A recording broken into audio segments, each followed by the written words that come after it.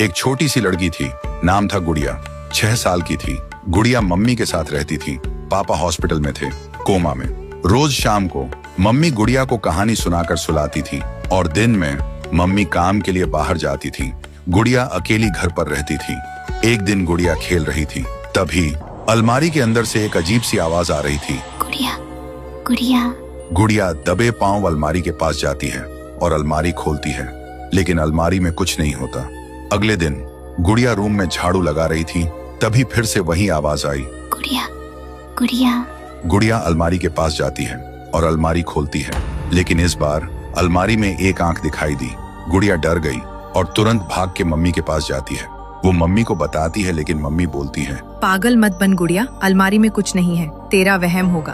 पर गुड़िया ने सच में सुना था। वो आवाज बोल रही थी, मैं तेरी छोटी बहन हूँ, मुझे बाहर निकाल गुड़िया।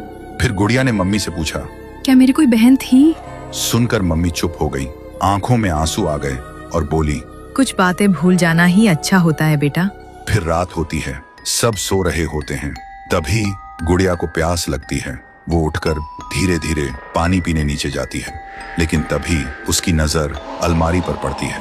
वह देखती है अलमारी अपने आप खुल रही थी और उसमें से एक छोटी सी लड़की निकलती है। वो बोलती है, गुड़िया, मैं तुझे लेने आई हूँ, अब से हम दोनों साथ खेलेंगे, चल मेरे साथ। सुबह मम्मी जब उठी, गुड़िया गायब थी। वो जोर से चिल्लाई, गुड़िया, गुड़िया। फिर भाग के नीचे आई, लेकिन गुड़िया कहीं नहीं थी। पूरा गांव ढूंढता है, गुड़िया, गुड़िया। लेकिन गुड़िया कहीं नहीं मिलती। तब मम्मी को याद आती है गुड़िया की अलमारी वाली बात। वो अलमारी खोलती है और देखती है अलमारी के अंदर एक फोटो रखी थी, 2 छोटी लड़की की, और नीचे लिखा था, अब हम दोनों एक साथ हैं, कभी अलग नहीं होंगे। पर जब मम्मी ने वो फोटो देखी तो कांप गई, क्योंकि वो लड़की कोई और नहीं, उनकी दूसरी बेटी थी, शनाया, उसकी पहली बेटी, जो 7 साल पहले इसी अलमारी में मरी मिली थी।